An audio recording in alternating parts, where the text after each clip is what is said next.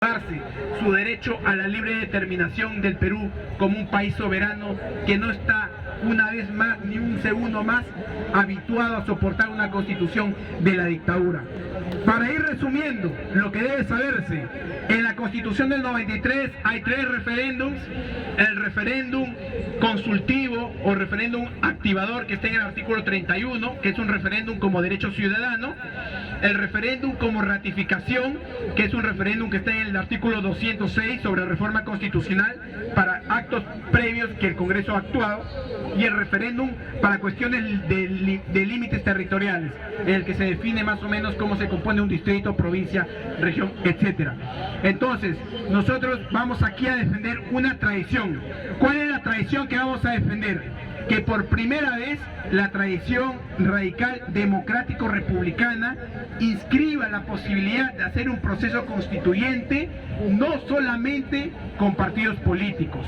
Los partidos son una vía de expresión popular importante, pero Chile ha demostrado que hay otras formas también, además de los partidos políticos, para poder conformar una asamblea constituyente. ¿Cuáles son esas otras formas? A través de independientes, autónomos, etc. ¿Cómo funciona? De la siguiente forma. ¿Qué hicieron en Chile? Entonces, mucha gente dice, los partidos políticos son corruptos, de izquierda a derecha, entonces queremos participar, somos del pueblo. Yo provengo de las comunidades indígenas, yo provengo de las asociaciones de trabajadores, de un sindicato, de la junta de riego, de una asociación de comerciantes, yo soy autoempleado, etcétera, o en mi barrio todo mi vecindario me representa porque formo parte de ellos y lucho por el pueblo, por los derechos de la gente trabajadora, etcétera. ¿Cómo es entonces si no va a salir por un partido político? ¿Qué hicieron en Chile? Exigieron que los que van a postular a la Asamblea Constituyente chilena por lo menos acrediten un mínimo de firmas, por ejemplo, unas 5.000 o 6.000 firmas, para que la candidatura de uno pueda ser inscrita de forma autónoma, independiente, individual, y competir en la asamblea, ¿correcto? Entonces, hubieron mucha gente que hizo eso, y como tenían harto arraigo, por ejemplo, hay sindicatos que tienen muchísima gente, y inscribieron a su secretario general, o hay barrios que tuvieron mucha gente e inscribieron a su gente, ¿no? Entonces, era mucha gente que se logró presentar de forma individual, pero eran dispersos al momento de hacer la campaña. ¿Qué hicieron? Le sacaron la vuelta a la ley, porque los partidos no querían que entren gente del pueblo independiente, ¿no? Trabajadora. Entonces ellos agarraron y crearon la lista de independientes. A pesar que no eran un partido político, como lista de independientes se hicieron publicidad y lograron meter el 40% de la constituyente en Chile. ¿Se puede o no se puede? ¿El pueblo puede expresarse a través de los partidos políticos? Sí, pero solo a través de los partidos políticos no. También puede hacerlo por fuera de los partidos políticos. En el caso peruano tiene que promoverse eso de ahí. Otra cosa importante que también se recoge del caso chileno es el caso de la paridad. Nosotros hemos tenido 12 procesos constituyentes. La mujer formalmente a partir del año 56 tiene el derecho a voto, ¿correcto? Pero les pregunto, ¿alguna vez nuestras asambleas constituyentes, congresos constituyentes o convenciones constituyentes han tenido el 50% de asistentes constituyentes que sean mujeres? No. Casi siempre han sido hechos por hombres. Las 2 últimas constituciones participaron algunas mujeres, pero formalmente, una menudencia, diríamos, numérica. Las 10 primeras constituciones, puro calzoncillos, puro varones.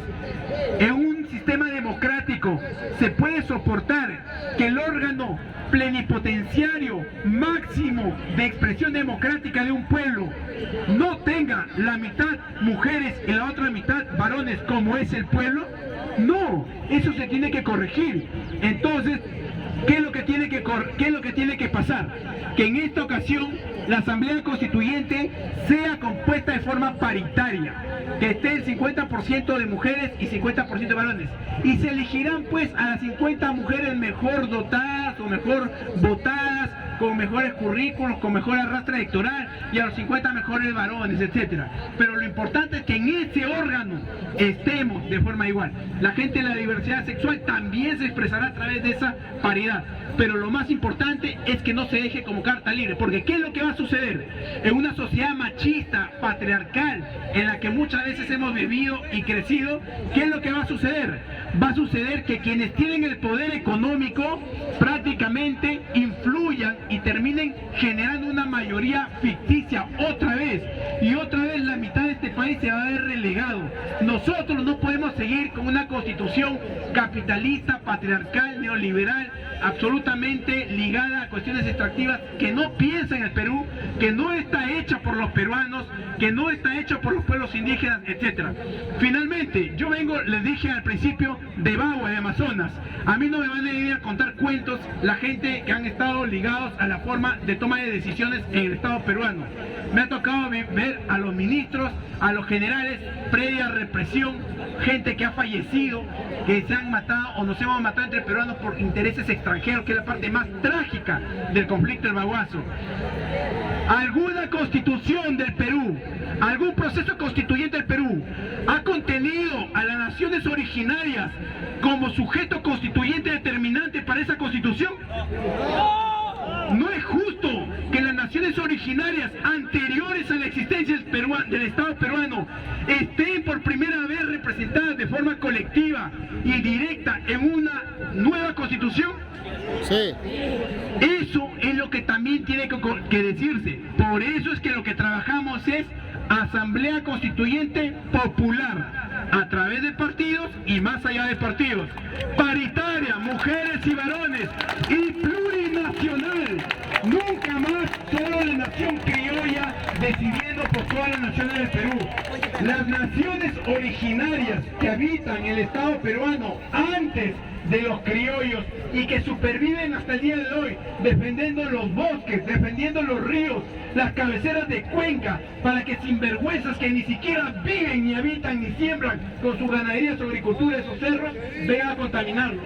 Y eso lo debo mencionar porque ya basta. Lo que ha pasado ahora acá en Ventanilla es algo que se basa en la impunidad. Ellos contaminan, hacen lo que sea, pero al final nadie los sanciona. Y eso es injusto. Lo que está pasando en Ventanilla no tienes que ser de izquierda para denunciarlo. Bastaría que seas una persona digna, decente, demócrata, que no ha hipotecado sus principios para caerle bien o ser prácticamente un felipillo de los grupos de poder para denunciarlo. Se dieron cuenta que ningún medio de comunicación desde el día sábado hasta el día de hoy quería decir que la empresa tiene un nombre. La empresa se llama Repsol y eso tiene que saberse y denunciarse. Y además, en el caso peruano, es una de las empresas beneficiadas con el principio de subsidiariedad empresarial impuesto por la dictadura de Fujimori. ¿Por qué? Porque prácticamente Petroperú o las empresas ligadas a las energías fósiles que probablemente el Perú podría llevar al frente, está sacado de la actividad productiva comercializadora de extracción de forma fuerte como en otros países hay.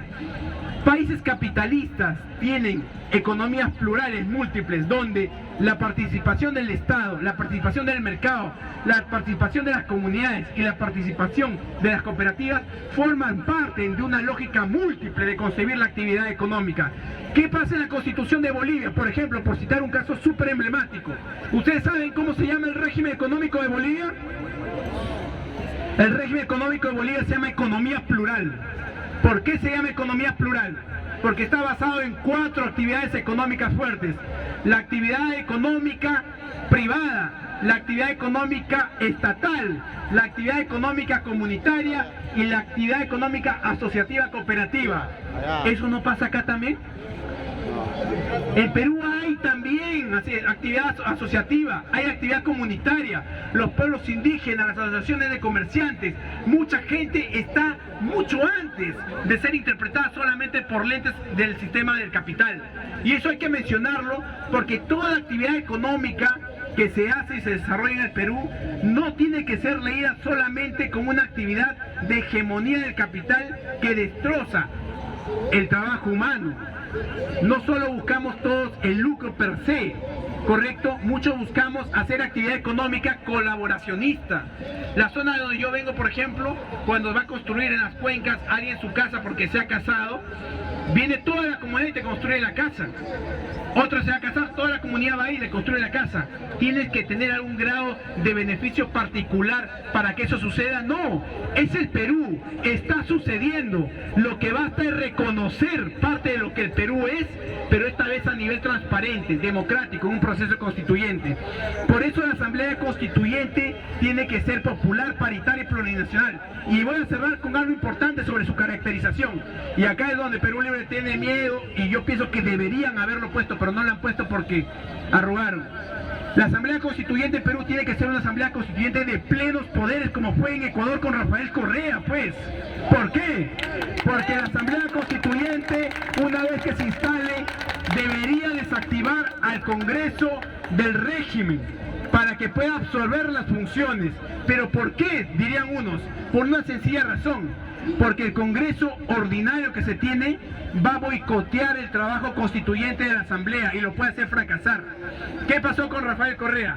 Rafael Correa, Movimiento País en Ecuador en el 2017, cuando hicieron la consulta popular a la ciudadanía, le preguntaron, ¿está de acuerdo usted con el cambio de constitución, otorgándole el cargo a una asamblea constituyente de plenos poderes para reorganizar la institucionalidad del Estado?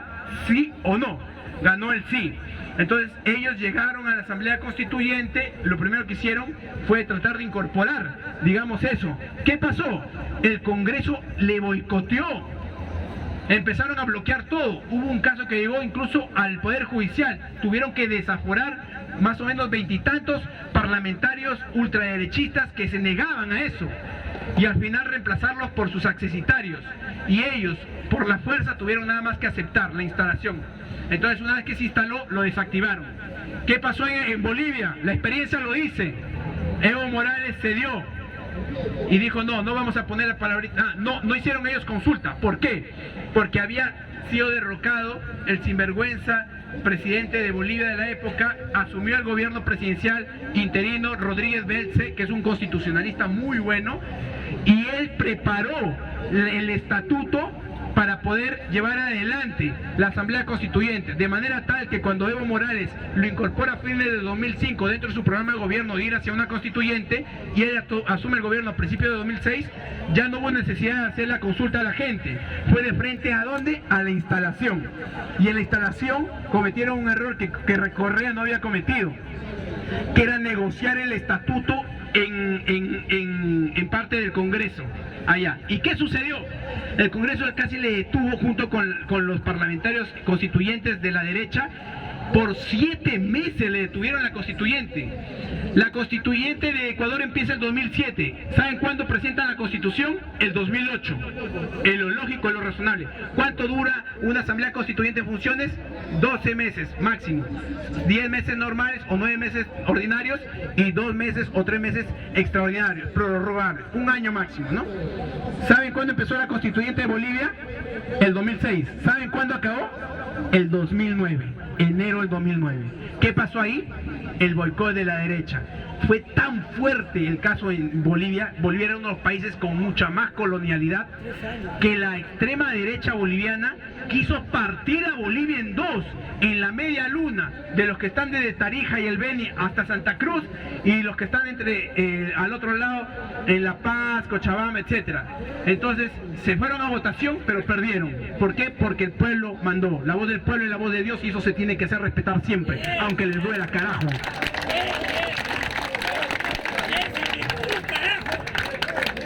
Miren, nosotros estamos empezando esto recién empieza, esto recién empieza.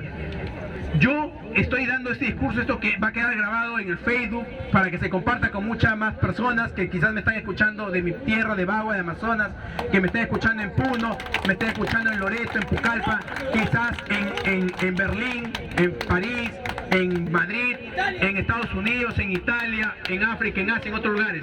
Pero ¿qué es lo importante? Nosotros estamos con un mensaje, es una generación joven, gente que está acabando la secundaria, chicos que están iniciando los 20 años o están llegando a los 30 años. Todos nosotros vamos a sepultar la constitución de la dictadura, y eso tiene que saberse, porque es el momento en que se va a inscribir el hecho histórico más relevante quizás de toda la historia republicana, que tengamos un proceso constituyente auténticamente libertario, auténticamente ecológico, auténticamente social, con una economía plural, donde el capital no haga y deshaga a su antojo, si no se respeten los derechos mínimamente humanos en el campo del trabajo, en el campo de la agricultura, en el campo de las comunicaciones, en el campo del comercio, etc. Nunca más puede haber una empresa como Alicorp que de forma criminal, como tienen el monopolio de la importación o el control de los aceites, dispararon en 33% el precio de los aceites. Eso en una nueva constitución tiene que estar proscrito, porque hay que decirlo claro y de forma concreta. ¿Qué dice el artículo 1 de la constitución dictatorial de Fujimori? La persona y su dignidad humana son los fines supremos de la sociedad y el Estado. ¿Estamos de acuerdo? Sí, pero no completamente. ¿Por qué? Hemos vivido la pandemia, hemos vivido los abusos los últimos 30 años del sistema neoliberal que ellos han instalado. ¿Qué debería decir en el marco de una asamblea constituyente y una nueva constitución? El artículo 1 debería decir: la dignidad humana y la naturaleza son los fines supremos de la sociedad, del Estado. Y hay que decirlo, el mercado nunca más debe estar por encima de la Constitución, nunca más debe estar por encima de los derechos fundamentales, nunca más debe estar por encima de la democracia, nunca más debe estar por encima de la República. O todos somos demócratas y nos sujetamos a un Estado constitucional de derecho, o simplemente admitimos que hay ciudadanos de primera y segunda categoría y entonces no somos una patria respetable.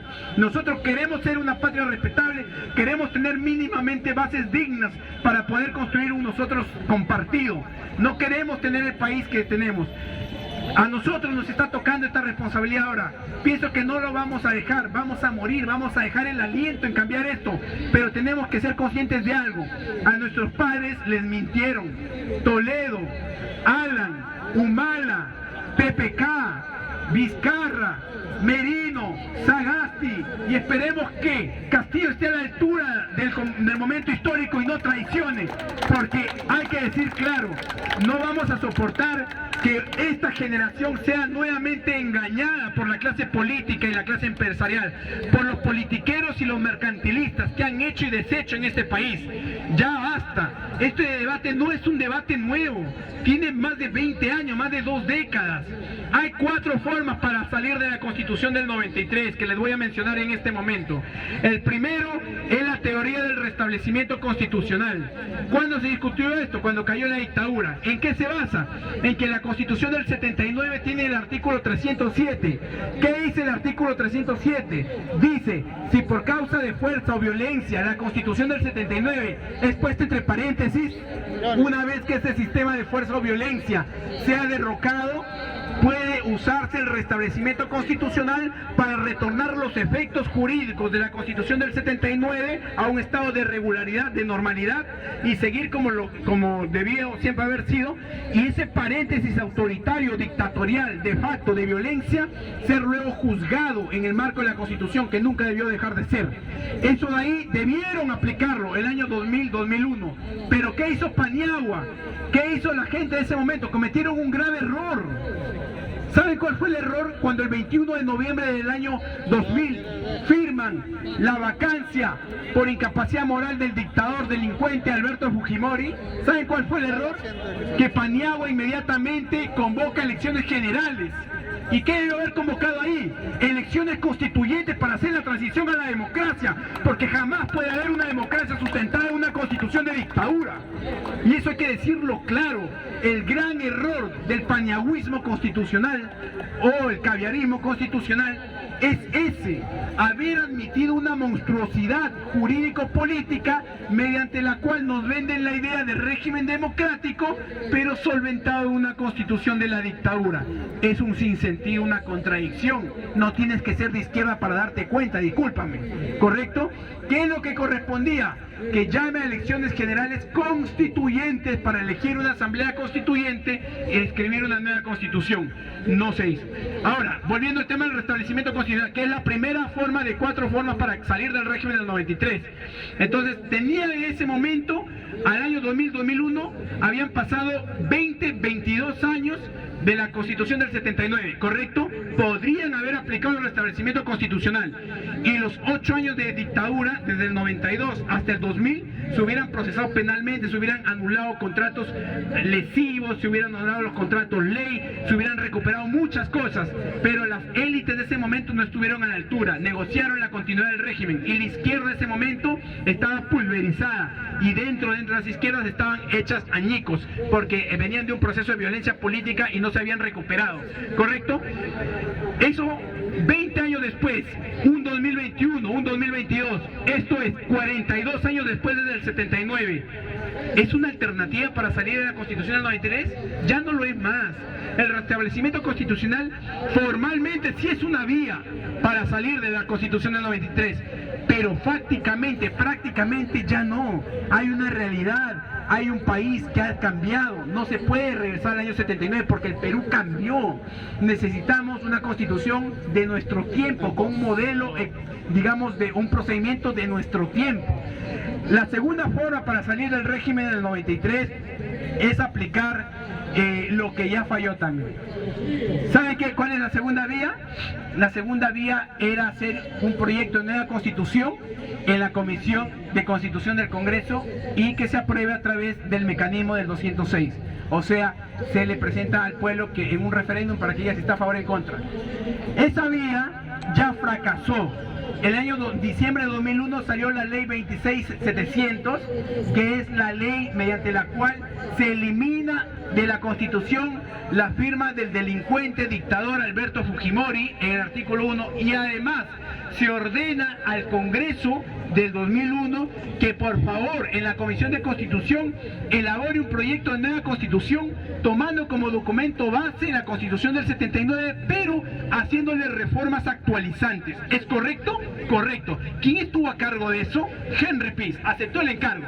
La pregunta es, yo leyendo las entrevistas a Henry Pease en la Universidad Católica, etc., ¿cómo Henry Pease, un hombre inteligente, honesto, a mi modo de ver, limpio en su forma de ser política en general, pero cómo puede haber sido tan insensato de admitir tremenda contradicción conceptual de raíz?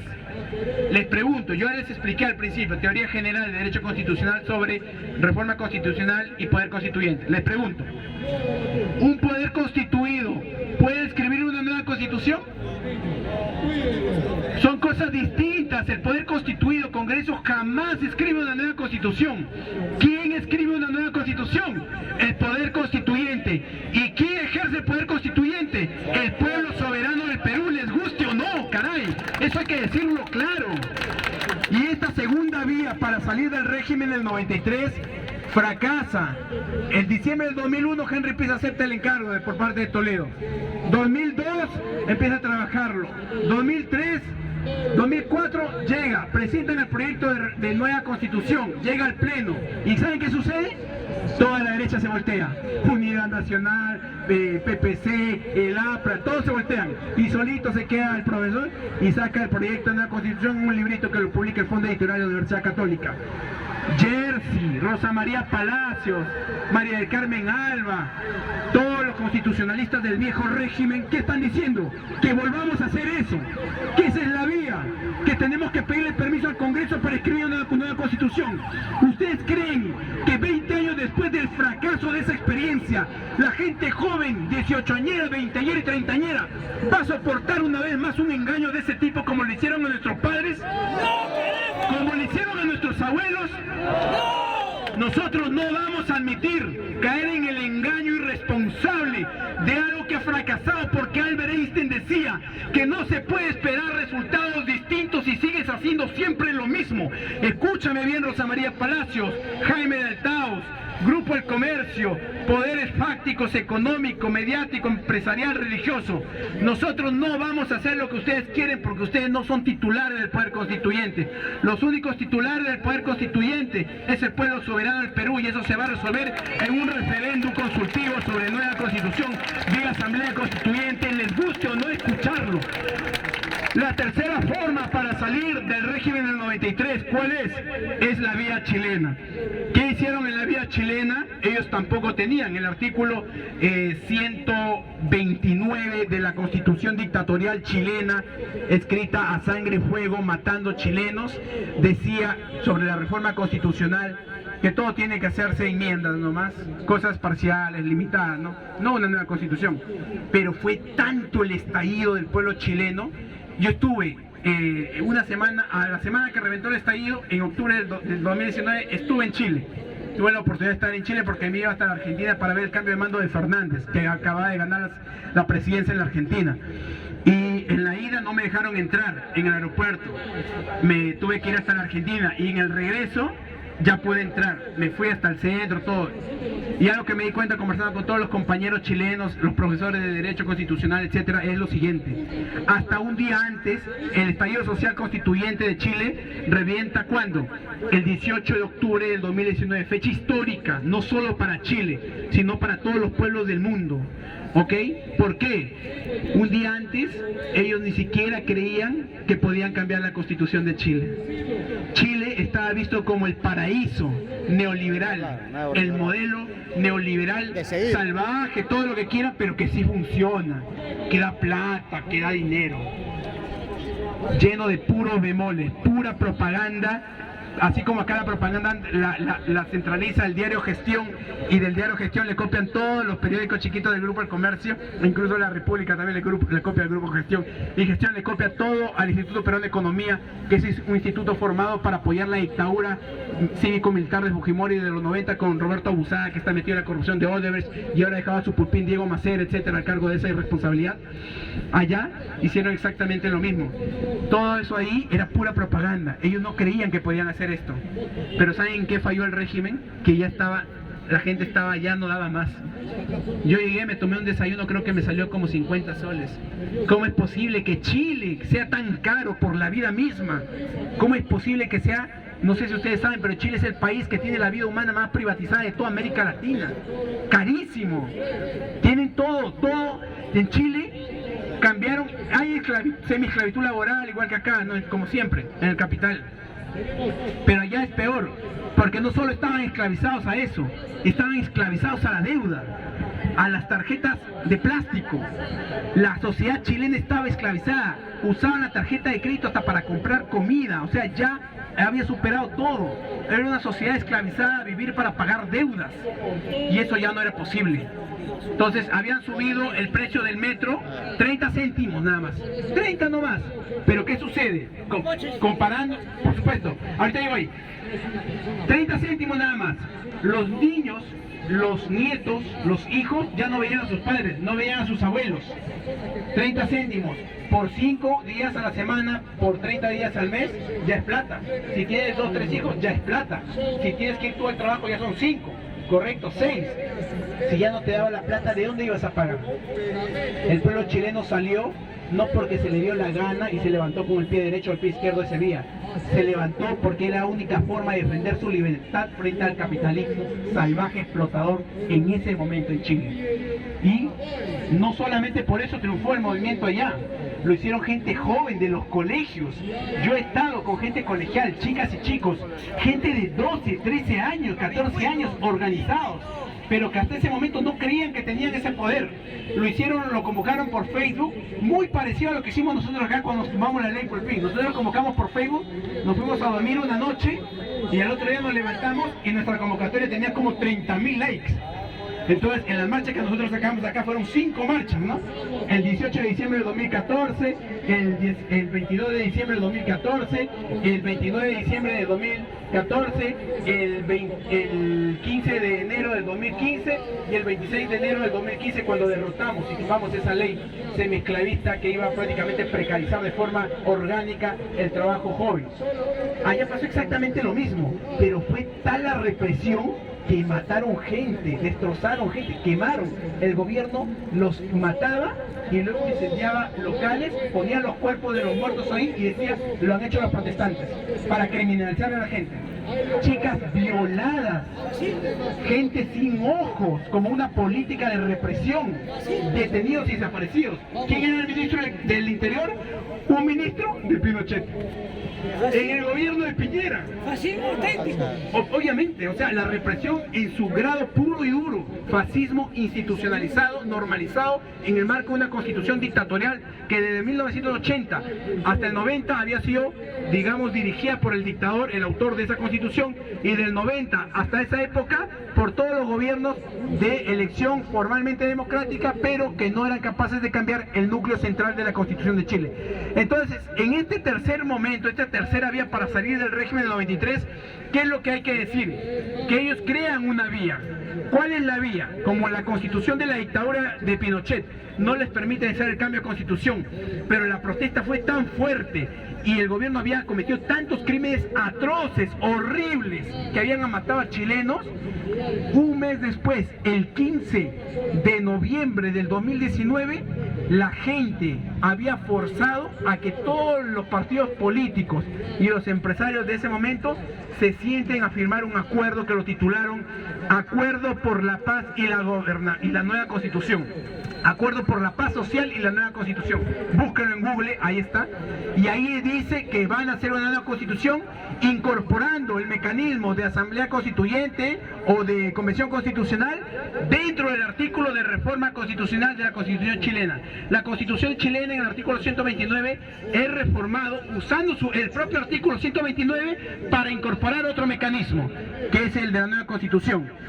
Y plantean la paridad, plantean la alternancia y plantean la posibilidad de que el pueblo participe por partidos o sin partidos, y plantean algo importante, que los pueblos indígenas, las naciones originarias chilenas, mapuches, perseguidas históricamente por el Estado centralista, criollo, oligárquico, represivo, contaminador de Chile, que nunca les había hecho caso, en esta ocasión esté representada con asientos reservados. De los 155 asientos, le dieron 17. Y eso es algo importante que ver. Pero en el caso de Perú, nosotros estamos pensando que mínimamente, dado que hay alrededor de 10 millones de personas que tienen la autodefinición originaria, multilingüe, indígena acá en el Perú, y que además, a pesar de que no habitan en sus propios territorios, en el caso peruano debe ser por lo menos el 30% de los asientos para las naciones originarias del Perú. ¡Así se habla, carajo! ¡Vive el Perú! ¡Viva! ¡Vive el Perú! ¡Viva! ¡Vive el Ágora Popular! ¡Viva el Ágora Popular! Y la cuarta forma para salir del régimen del 93, recapitulando, la primera es la restitución o el restablecimiento constitucional en el marco del 79, pero ha pasado mucho tiempo, ya no se puede hacer. La segunda es a través de una reforma constitucional total que lo haga el Congreso, pero eso por definición es un contrasentido y ya fracasó, no se puede hacer. Y la tercera es la vía chilena, que es más o menos lo que el 28 de julio, en un trabajo que yo le presenté a Aníbal Torres, Pedro Castillo lo dijo en todo el país en el mensaje, ¿se acuerdan? Ya, pero entre el mensaje de la nación y el gobierno les quebraron la mano, lo encarpetaron y lo sacaron de la política general de gobierno. La tercera vía. Y la cuarta vía, ¿cuál es? Algo que no había y que se ha ganado recién en los últimos años de forma más abierta. El referéndum consultivo sobre nueva constitución vía asamblea constituyente, previa recolección de firmas del 10% del padrón electoral vigente al momento de solicitar el kit. Y esta es la vía, además, más democrática, porque ¿qué precisa esta vía? Esta vía precisa que ante una imposibilidad de hacer un acuerdo en común, ante un problema sin solución aparente, de diálogo, etcétera, la solución donde sea, como se hacen las grandes soluciones, a través de las urnas, a través del voto. La derecha no quiere eso. Ellos no quieren diálogo, ellos quieren cerrar todas las puertas, porque ellos ¿qué están buscando? Ellos no buscan la paz, están buscando la guerra. Ellos no buscan las urnas, están buscando las balas, porque ellos se han acostumbrado estos 200 años a poner las balas y que nosotros pongamos los cuerpos, pero eso se acabó, les vamos a ganar, es muy tarde para ellos. Así vaquen a Castillo, así vaquen a Pedro Castillo, este 2022-1,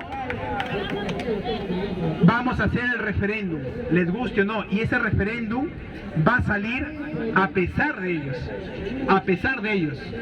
Yo quiero mencionar este tema importante porque es algo que tiene que quedar claro. El restablecimiento constitucional vía la Constitución del 79 ya no se puede, ha pasado demasiado tiempo y el Perú ha cambiado demasiado. La reforma constitucional total para una nueva constitución no puede ser hecha a través del Congreso porque ya ha fracasado y no se hace por definición. La incorporación del mecanismo de asamblea constituyente dentro del artículo 206 de la Constitución del Perú podría haberse hecho, pero ya se sacó ahorita, ¿no? Y ya no se va a dar, pues, ¿no? Lo último que nos queda es la puramente ciudadana popular, la iniciativa ciudadana de ejercer el derecho a referéndum. Entonces, en esta última vía, la pregunta debería decir, y esta fue una de las cosas que habíamos trabajado con la gente que ahora está en justicia y en el gobierno, era está de acuerdo no con una reforma constitucional total a cargo de una asamblea constituyente de 240 representantes que tenga plenos poderes, cuya composición paritaria entre mujeres y varones provenga del 30% de naciones originarias, 30% de independientes o candidaturas independientes y 40% provenientes de organizaciones políticas. Y cuya regulación estará a cargo del Jurado Nacional de Elecciones, cosa que se ganaba con esa pregunta, porque lo ideal se había elegido también, y debo mencionarles, quizás no están al tanto, lo que se había elegido incluso era hasta quién iba a comprar el kit electoral. El perfil de quien iba a comprar el kit electoral era una mujer joven, indígena, trabajadora, porque todos los que han comprado el kit, ustedes se dan cuenta, son varones que viven en la ciudad, urbanos, etc. Entonces el kit iba a ser una mujer joven, indígena, trabajadora, la que iba a ir a comprar el kit ante la OMPE en nombre del gobierno de Castillo en el marco del mandato democrático electoral. Yo les apuesto que si el gobierno lo hubiera hecho política de su parte de su política general del gobierno, compraba su kit electoral, en 3-4 meses teníamos los 2,5 millones de firmas. No se ha hecho ya, no creo que se vaya a hacer ahorita ya, pero entonces de lo que tenemos ahorita, de las firmas que se tienen, que son casi 1 millón, creo en este momento un poco más, lo importante es ser consciente que hay que jugarnos en 3 planos: en el plano técnico, en el plano mediático y en el plano social. Solo lo social en este momento es insuficiente para ganar la batalla. En lo social vamos a ganar, les vamos a arrasar a ellos, porque cada vez que la gente de los sectores pudientes han ido a recolectar sus firmas contra la Asamblea Constituyente, la gente los vota, no van a los mercados populares, la gente los vota, no los quiere ver. Por eso, ¿dónde es que ellos van a recolectar sus firmas? Se van al Jockey Plaza, se van al Mall del Sur, se van a Plaza Norte. ¿Por qué? Porque ¿quién es el dueño de Plaza Norte y el Mall del Sur? Erasmo Wong. ¿Quién es Erasmo Wong? El dueño de Willax. ¿A quién apoyó el dueño de Willax? A Keiko Fujimori. ¿Y quién es Keiko Fujimori? Un títere de los grupos de poder económico que han patrimonializado al Estado peruano, se han enriquecido con el crimen y prácticamente quieren vivir en la impunidad institucional. Entonces es obvio que ahí nada más pueden ser recolectando sus firmas ellos. Entonces yo quisiera mencionar, si alguien tiene alguna pregunta en adelante, que me la pueda hacer en este momento para poder absolverlas. Yo les agradezco que me hayan escuchado el día de hoy. Esta es una primera participación de muchas. Ahorita voy a dar la palabra a los que quieran. Y nada, hacemos camino de andar y soñamos despiertos. Hasta la victoria siempre, compañeros.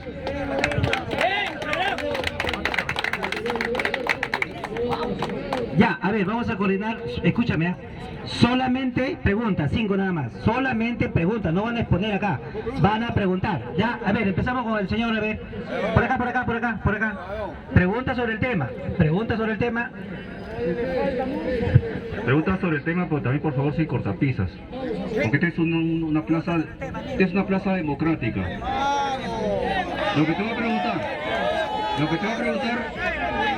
y tú no tienes que tener miedo a lo que te preguntan, porque me imagino que eres abogado. Ahora un pelado, cuando se hace con la modalidad chilena de que no solo los partidos políticos ingresen a una asamblea constituyente, porque la derecha puede presentar a los representantes de las MIPES, representantes de los comerciantes, representantes de gente que defiende el libre mercado, también pueden postular a ese congreso. Más bien yo pienso que mejor es que cada partido político presente una vez un proyecto de constitución para que el pueblo sepa por qué lista debe elegir o qué partido debe elegir. Y sobre la cuota de poder que tú dices, de paridad, las cuotas de poder no son democracia. ¿Por qué? Porque si la mayoría de hombres quieren que el Congreso sea mayoría de mujeres, esa es democracia. Y si la mayoría de mujeres quieren que la mayoría de el Congreso sean de varones, eso también es democracia. No puedes poner un porcentaje de cuota de poder, eso no es democracia. Amigo, por favor, la siguiente pregunta, por favor. No hay que hacer perder el tiempo a un constitucionalista, ¿ya? A ver. La respuesta es fácil porque básicamente es de información. Cuando se habla de la paridad no se está hablando de cuotas, se está hablando de paridad, sencillamente. Es igualdad en sentido estricto. ¿Por qué? Porque como se ha demostrado en el caso de la Convención Constitucional chilena, se fueron a elecciones y no me van a creer qué pasó. Casi el 70% de los elegidos fueron mujeres. ¿Pueden creerlo? eso rompía el mito de que los varones iban a ser beneficiados. O sea, cuando hay paridad e igualdad, ¿qué es lo que sucede? La gente recapacita y decide su voto más honestamente. Pero como hubo paridad, se tuvo que respetar. Ese 20% de representantes mujeres femeninas que habían entrado a la Convención Constitucional tuvieron que renunciar a su puesto para que sea ocupado esos puestos por varones. ¿Por qué? La paridad así lo exigía. Muchas gracias. Bien, carajo. Este sería el segundo. Mi pregunta es, el artículo 31 dice, los ciudadanos tienen derecho a participar en los asuntos públicos mediante referéndum. El artículo 32 dice, pueden ser sometidos a referéndum la reforma total o parcial de la Constitución. En este nosotros, el pueblo peruano está pidiendo el cambio de la Constitución. Mi pregunta es, en el último párrafo del artículo 31 dice, es nulo y punible todo acto que prohíba o limite al ciudadano el ejercicio de sus derechos. Esto quiere decir de que los congresistas que se oponen o tratan de impedir el referéndum son pasibles de ser denunciados. Esta es una pregunta que tiene la respuesta incluida, por supuesto, ¿no? Ustedes comprenderán, miren, esto es lo que yo llamo, ¿cómo lo llamaría en este caso? La paradoja del Iscariote o del Judas inconstitucional. La extrema derecha en el Perú es muy contradictoria. Ellos son los que hicieron la Constitución del 93 con dictadura, ¿verdad? Es obvio que ellos van a defender el régimen de dictadura constitucional que tienen hasta el día de hoy. Siendo ellos los autores que van a defender, y nosotros que no estamos en la Constitución del 93 y luchamos contra la Constitución del 93 para cambiarla por una democrática, es muy paradójico. Los autores de la Constitución del 93 son los principales violadores de la propia Constitución del 93, y los que luchamos contra la Constitución del 93 somos las personas más responsables cumpliendo con rigor principios de convivencia democrática. ¿No es esa una paradoja acaso de la vida? Otra cosa, otra paradoja. El Congreso neoliberal que acaba de ser electo sobre la base de un sistema electoral absolutamente corrompido y creado siempre para facilitar la elección de representantes neoliberales que cuiden el régimen del 93, desde el principio han salido a decir: la Constitución del 93 es inmodificable, aquí no se cambia nada, esto está hecho y se acabó. Y sin embargo, son los primeros en destruir sus propias palabras al cercenar a través de mecanismos sinuosos e irregulares cambios o mutilaciones a los derechos del ciudadano peruano sin respetar siquiera sus propios mecanismos de cambio constitucional. El recorte sobre la cuestión de confianza, por ejemplo, tenía que haberse hecho a través de ¿qué mecanismo? Del artículo 206 de reforma constitucional, que plantea el íter especial para hacer ese tipo de modificaciones. ¿Y qué sucedió? Lo hicieron a través de una ley ordinaria. Luego le llamaron ley de interpretación auténtica. Luego lo llamaron de todas las formas posibles, ley de interpretación constitucional. Hacen lo que quieran, son los principales asesinos de su propia constitución. ¿Eso qué quiere decir? Que su constitución ya no tiene sentido ni para ellos, como tampoco para nosotros. Muchas gracias. Tres. A ver, ¿alguien más? Ricardo, ¿tienes una pregunta? Hay que fuertes palabras al amigo Ricardo, que es el que ha traído al doctor. Palmas para Ricardo. ¿Ya? Un agradecimiento de tu persona para traer a una persona que conoce el aspecto constitucional. Ya, ¿no hay preguntas?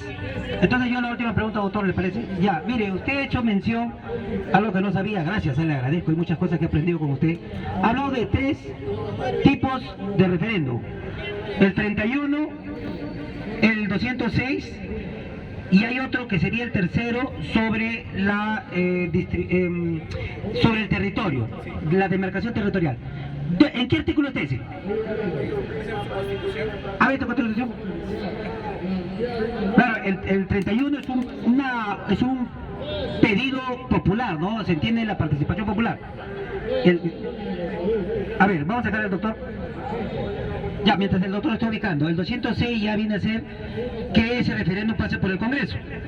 La pregunta está centrado en la demarcación territorial. Es un referéndum para ubicar territorialmente cómo va a ser el distrito, la provincia, etcétera, su limitación, y queremos saber, porque ese sería el tercer referéndum, en qué artículo está. Es una pregunta. A ver.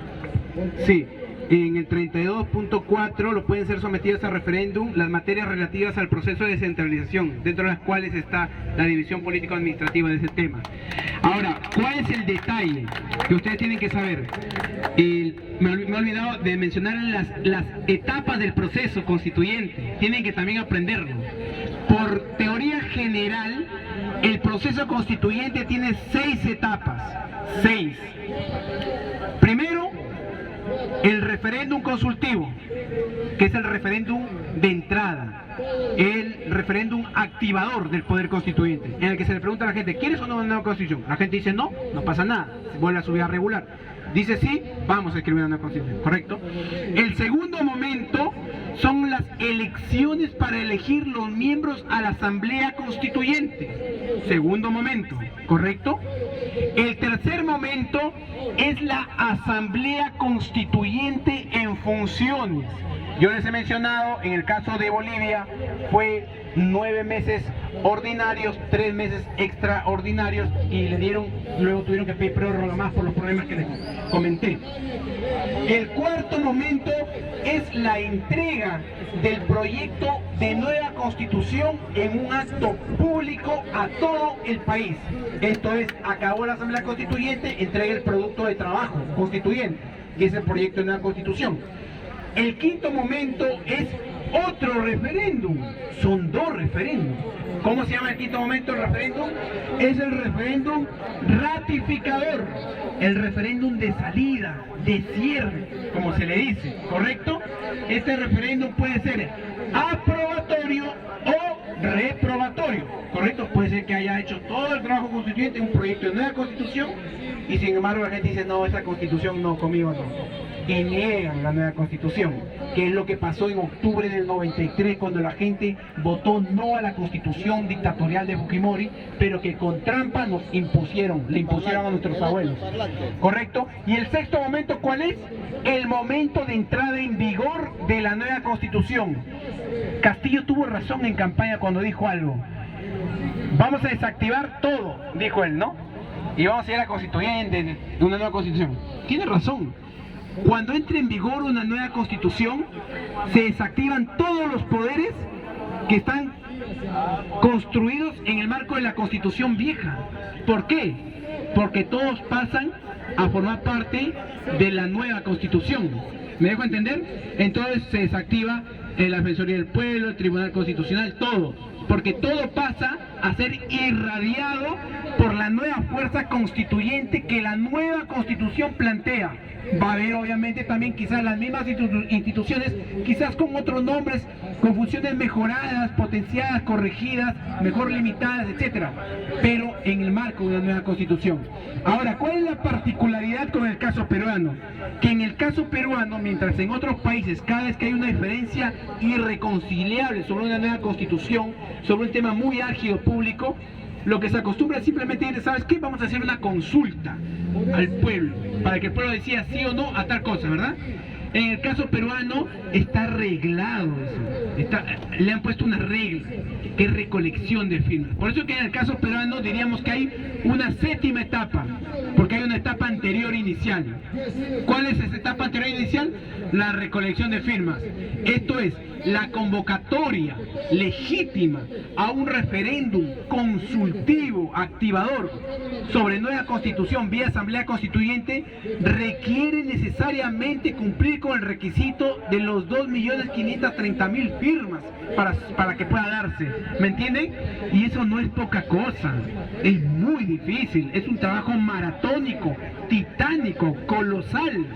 Por eso se necesita que estemos todos involucrados en esa tarea, hasta poniendo el alma, porque no va a haber otra forma de sacar al frente esto. Los problemas del Perú son viejos, son problemas de 200 años.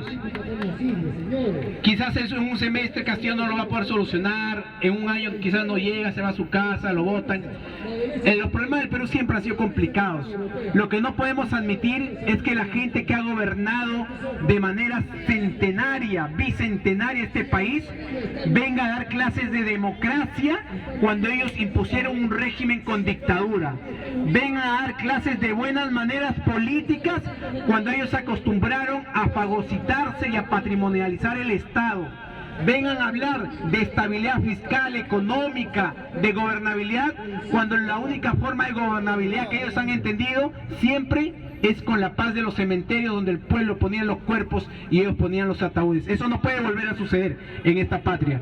Yo quiero que quede claro que quizás salgo de acá, me atropellan, me muero, pasa cualquier cosa, etcétera, pero el mensaje es lo que debe quedar. La gente más joven, la gente que está en generaciones, la gente que está con 60 años, con 70 años, que no se vendió, que fue toda su vida luchadora social, que quizás pudo traicionar al país con un acto de corrupción y hacerse millonario, pero decidió no hacerlo para tratar de tener una vida digna, quizás una vida comedida, humilde. No voy a romantizar la pobreza, pero una vida honesta. Yo sé que es la gente que va a hacer algo distinto, porque es la gente que al final ha dejado el pellejo. Yo no estoy en ningún cargo del gobierno por las discrepancias que tuve con Aníbal Torres, etcétera, porque siento que traicionó en esa parte. Ahora se me echa con el fujimorismo, etcétera, ¿no? Pero yo reconozco que viene algo más fuerte para el Perú, y yo temo que la salida vaya a ser como en Chile. Evitemos que la salida sea un estallido social. Tratemos que las firmas se cumplan este año, vaquen o no vaquen a Castillo. Es la única salvación que tenemos para poder expresarnos libremente. Creemos en la libertad, creemos en la justicia, y los asesinos de la libertad, de la justicia y de la dignidad jamás van a venir a dar lecciones de democracia a todos nosotros. Desde mi sentimiento más auténticamente amazónico, selvático, yo les extiendo mi abrazo personal, mi gratitud por haberme escuchado, esta, digamos, reciprocidad que han tenido en hacerme preguntas y estar en sintonía con un tema tan importante, y que no renuncien. Las constituciones no la hacen grupos de iluminados, no la hacen élites de constitucionalistas, no la hacen los blancos, los propietarios, los capitalistas. Las constituciones deben ser hechas por los pueblos, con su olor, con su sabor, con su sufrimiento. Esa es la única forma que tenemos para decirle a nuestras generaciones, a nuestros descendientes, que este Perú ahora es distinto, es menos malo del que me tocó a mí, porque en un momento determinado yo hice las correcciones que todas las generaciones que me antecedieron no pudieron hacerlas, porque fueron traicionadas, mentidas, engañadas por los politiqueros y por los mercantilistas de la época. Es el momento de corregirlo. Hacemos camino al andar y soñamos despiertos hasta la victoria siempre, hasta la constituyente. Muchas gracias, un abrazo.